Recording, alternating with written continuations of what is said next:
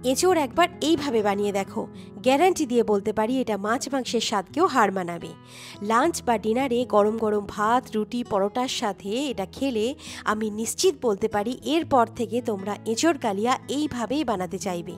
একদম নতুনভাবে বানিয়ে দেখাবো এঁচোড়ের এই দুর্দান্ত রেসিপিটা শুধুমাত্র তোমাদের জন্য।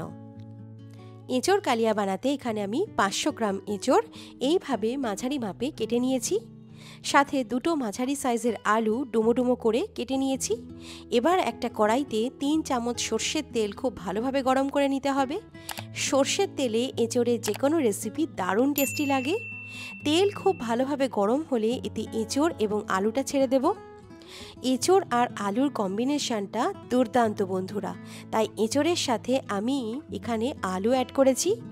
এঁচোড় আর আলুটাকে আমাদের মাঝারি আঁচে সোনালি করে ভেজে নিতে হবে। রঙের জন্য সামান্য হলুদ দিয়ে মিশিয়ে নেব। এঁচোড় আর আলুটাকে ভেজে নিয়ে সবজিটা বানালে এর স্বাদ অনেকাংশে বেড়ে যাবে। তবে তোমরা চাইলে এঁচোড়টাকে কুকারে হলুদ লবণ দিয়ে একটা সিটি দিয়ে তারপরও ভেজে নিতে পারো। 5-6 মিনিট পরে দেখো বন্ধুরা, আলু আর এঁচোড়টা আমাদের কত সুন্দরভাবে সোনালি হয়ে ভাজা হয়ে গেছে।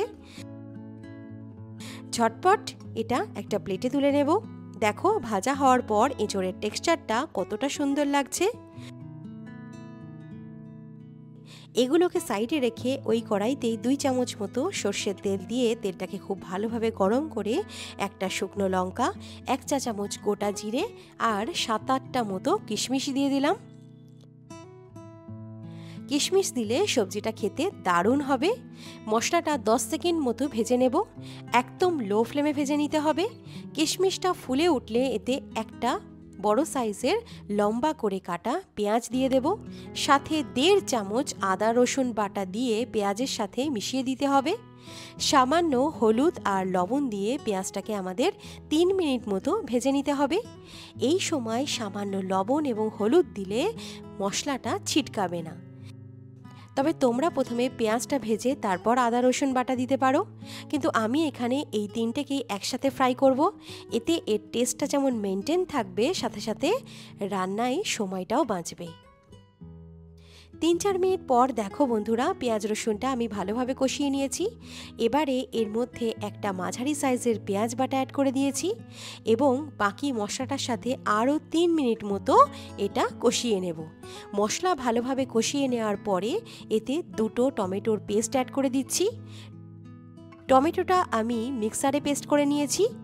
এবারে এটা মিশিয়ে নিতে হবে এবং টমেটোটা ততক্ষণ পর্যন্ত কষাতে হবে যতক্ষণ না মশলাটা থেকে তেল বেরোয়। তোমরা এটা ঢেকেও রান্না করতে পারো, তবে গ্যাসের ফ্লেমটা লোতে রেখো। এই সময়ে একটা বাটিতে 2 চামচ দই নিয়েছি এবং দইটা আমি খুব ভালোভাবে ফেটিয়ে নিয়েছি। দই তোমরা এতে চাইলেও দিতে পারো অথবা স্কিপও করতে পারো।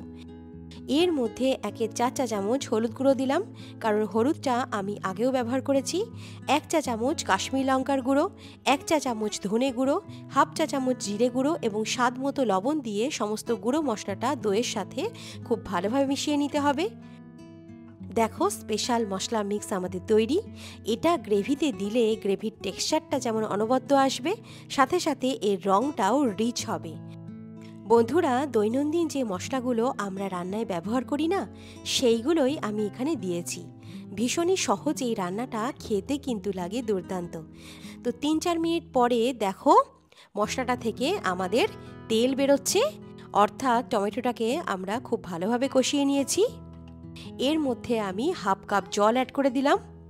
জলটা দিয়ে আমি গ্রেভিটা তৈরি করে নেব। তোমরা দেখতে পাচ্ছ গ্রেভির কালারটা কতটা রিচ লাগছে এবং সাথে সাথে এর টেক্সচারটাও খুব সুন্দর হয়েছে। তো এখন আমরা এর মধ্যে এই স্পেশাল মশলা মিক্সটা দিয়ে দেব। গ্যাসের ফ্লেমটা লোতে রাখবো, কারণ এর মধ্যে যেহেতু দই আছে। এবারে এটা খুব ভালোভাবে মিশিয়ে নিতে হবে এবং 1 মিনিট মতো এটাকে লো ফ্লেমে খুব ভালোভাবে নাড়িয়ে নেব। তোমরা ঢেকেও মশলাটা কষিয়ে নিতে পারো। তো 1 মিনিট পরে এই দেখো মশলাটা আমাদের তৈরি হয়ে গেছে। গ্রেভি থেকে তেল উজ আউট হয়ে গেছে এবং গ্রেভির কালারটাও খুব সুন্দর এসেছে। এখন আমি এর মধ্যে 2টো চেরা কাঁচা লঙ্কা অ্যাড করে দিলাম। কাঁচা লঙ্কাটা তোমরা তোমাদের পছন্দ অনুযায়ী কম বেশি করতে পারো। খুব ভালোভাবে মিশিয়ে নিয়ে এর মধ্যে আমি সামান্য জল অ্যাড করে দিলাম এবং গ্রেভিটা অ্যাডজাস্ট করে নিলাম। গ্রেভির যে কনসিস্টেন্সিটা ঠিক এরকম রাখতে হবে। এবারে আমি এর মধ্যে ভেজে রাখা এঁচড় আর আলু অ্যাড করে দিলাম এবং গ্রেভির সাথে খুব ভালোভাবে মিশিয়ে নেব। মিশিয়ে নেওয়ার পরে এখন আমি গ্রেভির সাথে এঁচড় আর আলুটা খুব ভালোভাবে কষিয়ে নেব। মোটামুটি 3 থেকে 4 মিনিট মতো কষিয়ে নিতে হবে। বন্ধুরা, এঁচড় কালিয়া একবার এইভাবে বানিয়ে দেখো, এর স্বাদ তোমরা কখনো ভুলতে পারবে না। একদম সহজ সিম্পলভাবে আমি এই রেসিপিটা তোমাদের বানিয়ে দেখাচ্ছি।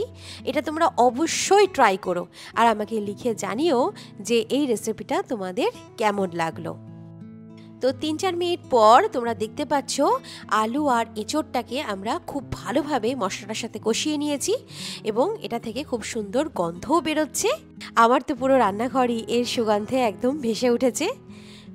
তো এবারে তোমরা তোমাদের পছন্দ মতো এতে জল অ্যাড করো। যতটা গ্রেভি রাখতে চাও সেই অনুযায়ী জলটা অ্যাড করতে হবে এবং সাথে অ্যাড করে দেব 1 চা চামচ গরম মশলা গুঁড়ো।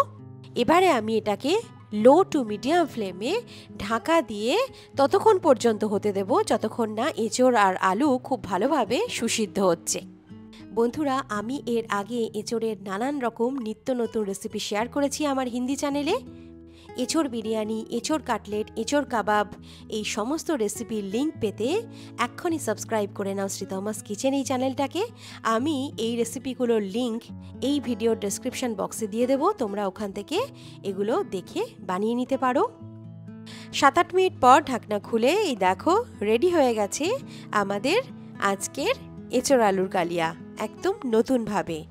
বন্ধুরা, এঁচড়ের সবজি তো তোমরা নানান রকমভাবে ট্রাই করে থাকো, কিন্তু বেশিরভাগ সময় এঁচড়ের ভেতর পর্যন্ত ফ্লেভার যায় না। তো এই পদ্ধতিতে একবার অবশ্যই ট্রাই করে দেখো, প্রত্যেকটা এঁচড়ের ভেতর পর্যন্ত স্বাদ একদম ইনট্যাক্ট থাকবে। তো এরকমই নিত্য নতুন রেসিপির আপডেট পেতে এক্ষুনি সাবস্ক্রাইব করে নাও শ্রীতমাস কিচেন বাংলা এই চ্যানেলটাকে, সাথে বেল আইকনে ক্লিক করতে একদম ভুলো না। আর এই ভিডিওটা যদি পছন্দ হয় তাহলে প্লিজ প্লিজ বন্ধুরা ভিডিওটাতে একটা লাইক দিতে ভুলো না। তাহলে চলো দেখা হচ্ছে আরও একটা নতুন রেসিপির সাথে। সুস্থ থেকো, ভালো থেকো, ধন্যবাদ।